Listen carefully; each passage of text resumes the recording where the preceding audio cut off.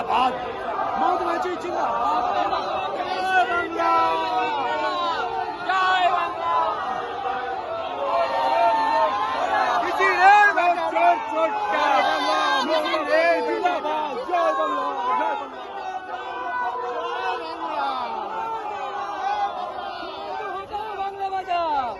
জয় বাংলা, জয় বাংলা, জয় বাংলা।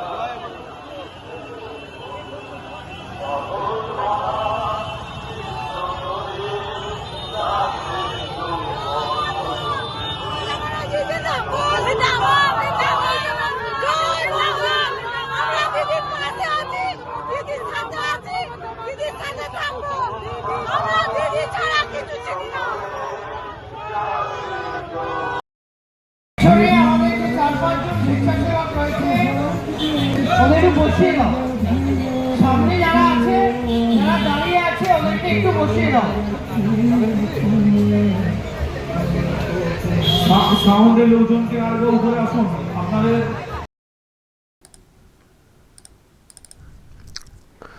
দর্শক, আজকে 21 জুলাই শহীদ দিবস উদযাপন করে থাকে টিএমসি, কংগ্রেসে করে। তো এবার টিএমসির দুটো প্রোগ্রাম হয়েছে কলকাতায়। একটা হচ্ছে ওই কালীঘাট টিএমসির উদ্যোগে তারামণ্ডল এলাকাতে করা হয়েছে, ক্যাথিড্রাল রোড। আর একটা হচ্ছে রিতো টিএমসি, যেখানে অনেক এমএলএ আছেন, সেটা হয়েছে মেয়ো রোডে। আচ্ছা, এই যে ভিড়টা দেখছেন এটা দিদির মানে কালীঘাটের টিএমসির ব্যাপার। আর এই যে এটা দেখছেন মঞ্চের নিচে বসার জায়গা আর উল্টো দিকে মঞ্চ, এটা হচ্ছে মেয়ো রোড কলকাতায়, যেখানে রিতো টিএমসি মানে যারা সরে এসছেন, যাদের মধ্যে এখন অনেক লড়াই চলছে, মানে কালীঘাট টিএমসির সঙ্গে সিম্বল আমাদের, টাকা পয়সা আমাদের বলে তাদের মঞ্চ। এখন আমাদের সকলেরই একটা কৌতূহল ছিল যে দুটো প্রোগ্রামের মধ্যে কি হচ্ছে, মানে তুলনা টানলে কি দাঁড়াবে, লোকজন কোথায় কি বেশি, কেমন হলো লোক। নিশ্চয়ই আপনাদের মধ্যে দর্শক একটা কৌতূহল ছিল, আমাদেরও ছিল, এবং থাকাটাই নর্মাল। আরামবাগ টিভির কি মানে বিশ্লেষণ, এটাও হয়তো আপনারা অনেকে অপেক্ষা করে রয়েছেন যে আজকে যে প্রোগ্রামটা হয়েছে কি বলছে আরামবাগ টিভি। দেখুন দর্শক, আমার যেটা মনে হয়েছে, আমি তো স্পটে নেই, আমি দূর থেকে দেখছি, সোশ্যাল মিডিয়াতে দেখছি, মিডিয়াতে দেখছি, এবং একটু খোঁজ খবরও নেওয়ার চেষ্টা করেছি লোকজন কেমন কি হয়েছে। তো তাতে এটা মানে বলাই যায় সহজেই যে লোকজন কিন্তু কালীঘাট টিএমসিতেই বেশি দেখতে লেগেছে। কালীঘাট টিএমসি যে প্রোগ্রামটা হয়েছে সেখানেই লোকজনদেরকে একটু বেশি দেখতে লেগেছে। মানে জমায়েত বা ভিড়ের নিরিখে যদি বলা যায় তাহলে রিতো টিএমসিকে টেক্কা দিয়েছে কালীঘাট টিএমসি, সেটা এক কথায় বলা যায়। এখন তার ব্যাখ্যা অনেক হতে পারে। ঋতব্রত টিএমসির তে যারা আছেন তাদের মধ্যে মানে যারা সব বক্তা আর কি, তো ঋতব্রত ব্যানার্জি, মদন মিত্র বা ববি হাকিম, এরা তো সব, আকরুজ্জামান, সন্দীপন সাহা, এরা হচ্ছেন বক্তা।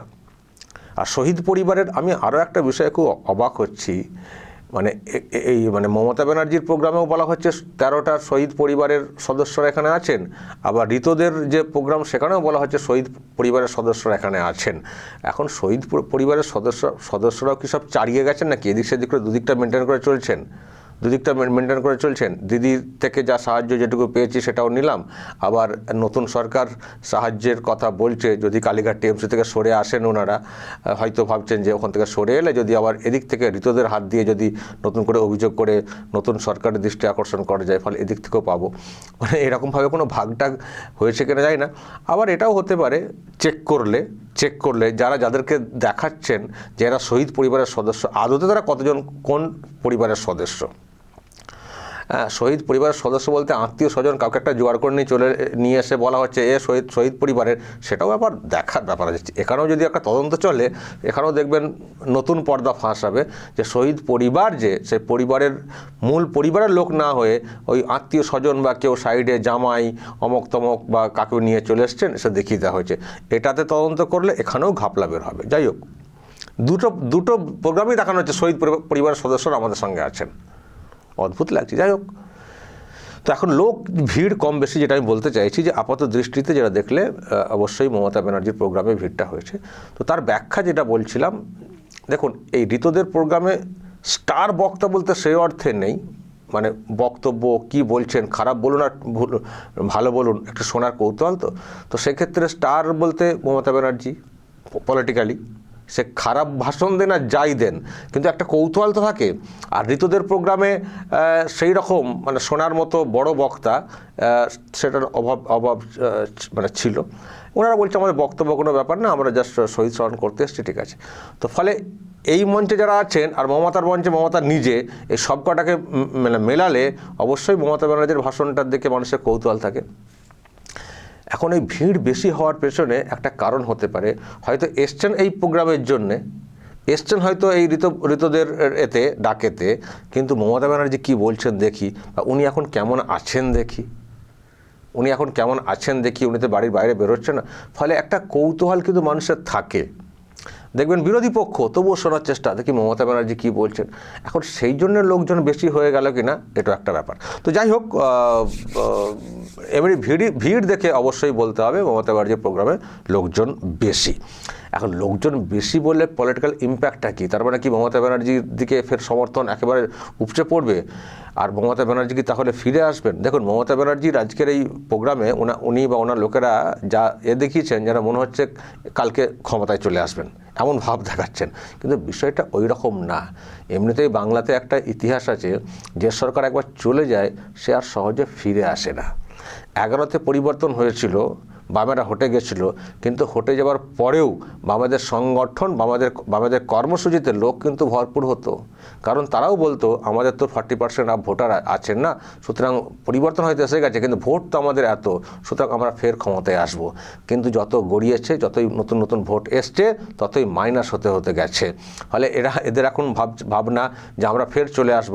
আর নতুন সরকার আসার পরে কিছু মানুষের যারা অতিরিক্ত মানে প্রত্যাশা নিয়ে এসেছিলেন, তাদের হয়তো প্রত্যাশা পূরণ হচ্ছে না, তারাও হয়তো কেউ ভাবছেন দূর কেন পরিবর্তন আনলাম। তাহলে সেটাকেও তাদের খানিকটা নিয়ে, ওয়েবটাকে নিয়ে হয়তো ভাবছে যে আমরা চলে আসবো ফের ক্ষমতায়। এতটা সহজ না। মানুষ ধীরে ধীরে বুঝছেন, মানুষ উপকৃত হচ্ছেন, নতুন সরকার এসে স্থায়ী সমাধানের দিকে চেষ্টা করছে, কলকারখানা দ্রুত গতিতে হচ্ছে। ফলে ওই মানে শুরুতেই 1-2 মাসের মাথায় ভাবছেন যে আমরা আবার ফিরে আসব, নতুন করে ওয়েব দেখছি, হ্যাঁ মানুষ যা চেয়েছিলেন সবটা পেয়ে উঠছেন না, 2 মাসে কোনোদিন কাউকে পূরণ করা যায় না। কিন্তু এই মানুষগুলি আবার চেঞ্জ হয়ে যাবেন দেখবেন, আর 6 মাস পর দেখবেন এরাও বুঝতে শুরু করবেন। ফলে এতটা সহজ না যেটা ভাবছেন। আর একটা ভোট আসুক, বুঝে যাবে আপনাদের কত দম, কত মানুষের অ্যাকচুয়াল সমর্থন আছে। 2,50,00,000 ভোটার বলে বলছিলেন, তো এই তো 2,50,00,000 নমুনা আমরা দেখতে পেলাম। সারা কলকাতা জুড়ে প্রোগ্রাম হচ্ছে। এমনকি আমি এটাও বলছি, কংগ্রেসের প্রোগ্রামে এসছেন তারাও হয়তো দেখবেন মমতা ব্যানার্জির প্রোগ্রামটাতে চলে গেছেন, যে দেখি উনি কী বলছেন। এটা কৌতূহল বশত ব্যাপারটা হয়েছে। তো সেখান থেকে হয়তো ভিড়টা এসছে, কিন্তু এই ভিড়টাকে যদি মনে করেন যে ফের ক্ষমতায় চলে আসার ভিড়, একেবারে মানে গদগদ উজ্জীবিত হয়ে যাওয়ার মতো, তাহলে আমাদেরকে আরও খানিকটা ওয়েট করতে হবে উত্তরটা পাওয়ার জন্য বা উত্তরটা দেওয়ার জন্য। তো যাই হোক দর্শক, যেটা আমি বলতে চাইছিলাম যে এই হচ্ছে ব্যাপার। তো ফলে মানে ভিড় কম বেশির এরকম ব্যাপার রয়েছে। কিন্তু দর্শক, আমি যেটা বলতে চাই সেটা হচ্ছে, এটাও মানুষের মানে বোঝা উচিত, মানে মানুষ হয়তো বুঝবেন যে একটা প্রোগ্রাম হচ্ছে শহীদ স্মরণ। কী ঘটনা না, 1993-এ যে ঘটনা ঘটেছিল, সেখানে মানে বাম সরকারের আমলে ঘটনা, বাম সরকার গুলি চালিয়েছিল, গুলিতে 13 জনের প্রাণ চলে গেছিলো। তো তার প্রতিবাদ বা এই স্বরূপ তারা এই প্রোগ্রামটা করে আসেন। তো আজকে সেই শহীদ স্মরণ মঞ্চ হচ্ছে, কিন্তু সেই মঞ্চে মমতা ব্যানার্জি কাদেরকে আহ্বান করছেন দেখবেন, যাদের বিরুদ্ধে মানে প্রতিবাদ কর্মসূচি, সেই বামেদেরকে পর্যন্ত আহ্বান করছেন, যেটা আমি পরিষ্কার বুঝতে পারলাম মানে এই রকম একটা মঞ্চে দাঁড়িয়ে, যে মঞ্চটাই হচ্ছে বাম সরকার বা তৎকালীন বামেদের বিরুদ্ধে একটা প্রতিবাদ কর্মসূচি, সেই মঞ্চে দাঁড়িয়েই উনি দেখুন কি ধরনের আহ্বান করছেন। আমি আগেই বলেছিলাম, বাবুলরা জানে, দোলারা জানে, রবীন্দ্র জয়ন্তীর দিন যে আসুন আমরা সারা ভারতবর্ষে ইন্ডিয়া জোট নিয়ে লড়াই করি, বাংলাতেও করি। আমার কারো প্রতি কোনো ইগো নেই, আমার কারো প্রতি কোনো গ্রিভ্যান্সেস নেই। আর তা নাহলে মনে রাখবেন, আজকে যারা বিজেপির কথায় দলীয় অফিস খুলতে পারছেন, মিছিল মিটিং করছেন, আমাদের শেষ করার পরে ওদেরও কিন্তু আপনাদের শেষ করে দেবে। আমি চাই না গণতন্ত্র শেষ হোক, গণতন্ত্র লুণ্ঠিত হোক। এখনো যদি বিবেকের জাগ্রত চেতনা থাকে তাহলে মনে রাখবেন সবাইকে এক হয়ে লড়া দরকার। বুঝতে পারছেন, উনি বামেদেরকেও ডাকছেন, আর বামেদের বিরুদ্ধে এই কর্মসূচি ছিল, সেই মঞ্চে দাঁড়িয়ে বামেদেরকেও ডাকছেন। তো শহীদ পরিবারদের বোঝা উচিত যে কীভাবে এখনও উনি খেলছেন। অ্যাকচুয়ালি উনি জাস্ট ওনার পলিটিক্যাল মানে ফায়দা তোলার চেষ্টা করছেন। ওনার মধ্যে কোনো এই শহীদ ব্যাপার স্যাপারের মধ্যে কিছু নেই, শুধু পলিটিক্যাল উনি একটা ফায়দা তোলার চেষ্টা করছেন, নিজের মাটিকে শক্ত করার চেষ্টা করছেন। তা না হলে উনি কোথায় কি বলেছেন জানা দরকার নেই। একটা শহীদ মঞ্চ, যে ঘটনাকে ঘিরে এত কিছু, সেই দলকে উনি আহ্বান করছেন ওই মঞ্চে দাঁড়িয়ে। এটা শহীদ স্মরণ হচ্ছে নাকি শহীদ তথা শহীদ পরিবারগুলোর সঙ্গে প্রতারণা করা হচ্ছে? এটা বোঝা উচিত পরিবারগুলোর, যে এখনও কী হবে। এক তো যে ঘটনা ঘটেছিল সেটাকে ধামাচাপা দিয়েছেন, সেই সরকারেরই একজন আইএএস মনীষ গুপ্ত তাকে মন্ত্রী বানিয়েছেন। যে চ্যাটার্জি কমিশন গড়া হয়েছিল, মুখ্যমন্ত্রী বিধানসভায় বলেছেন, তার সুপারিশ মানেননি, ক্ষতিপূরণ সেই মেনে দেননি। আবার দেখুন ওই মঞ্চটাকে ব্যবহার করে উনি আবার সেই দলের লোককে ডাকছেন ওনার অন্য পলিটিক্যাল স্বার্থ সিদ্ধির জন্য। তো এই হচ্ছেন তো তিনি, যাদের বোঝা উচিত, আর যারা বুঝবেন না অবুঝ, তারা ওই রকম জয় বাংলা করবেন। জয় বাংলা না, জয় কাংলা করে দিয়েছিলেন উনি। আজকে সেই বাংলাকে নতুন করে গড়তে হচ্ছে, তার জন্য অনেক খেসারত দিতে হচ্ছে নতুন সরকারকে। এসব যারা বুঝবেন না, কিছু করার নেই। কিছু মানুষ তো থাকেন অবুঝ, কিন্তু পরে বুঝতে হবে, পরে সময় আসবে, বুঝতে হবে। আবার আজকে আমি দেখছিলাম জেলাতে যাবার কথা বলছেন, যাবো নামবো, আপনারা আসবেন তো, কিন্তু সেটার সঙ্গে আবার আরেকটা ভয়ের কথা বলেছেন, ডিম ছুঁড়লে ডিম ছোঁড়ার কথা বলেছেন। দেখবেন, শুনবেন। কি বেরিয়ে আসবেন তো? আমি জেলায় যেতে পারি তো? পারমিশন যদি না দেয় রাস্তায় হাঁটবো? ডিম নিয়ে আসলে কি বেরিয়ে আসবেন তো? আমি জেলায় যেতে পারি তো? পারমিশন যদি না দেয় রাস্তায় হাঁটবো? ডিম নিয়ে আসলে? ডিমের ভয়টা আছে, ডিম নিয়ে আসলে ডিমের ভয়টা আছে সবসময়, ডিম থেরাপি। যান না, রাস্তায় বের হন না, কলকাতার বুকে বেরিয়েছেন, খুব সেফ মনে করছেন, একটু গ্রামগঞ্জে যান না, দেখুন না মানুষের ক্ষোভটা কোন জায়গাতে আছে, কি করেছেন রাজ্যটার। খুব সহজ ভাবছেন না, ফের ক্ষমতায় চলে আসবেন, খুব সহজ। দর্শক বলবেন, আমি একটা কথা বলতে পারি শেষে,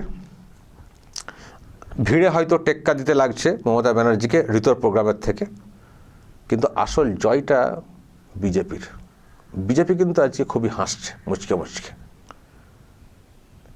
আমি বলছি, বিজেপি তো ডিরেক্টলি স্বীকার করবে না, আমি বলছি, এই যে আপনারা ওনাকে মনে করেন না যে দলটাকে ভাঙার পেছনে এই ঋতু তৃণমূল, অমুক তৃণমূল, ভাঙার পেছনে বিজেপির একটা কথা বেয়ে আছে। তো যদি ওই অ্যাঙ্গেলই আমি ধরি বিষয়টা, তার মানে বিজেপি তো হাসবেই তো আজকে কিন্তু বিজেপি চ্যাম্পিয়ন।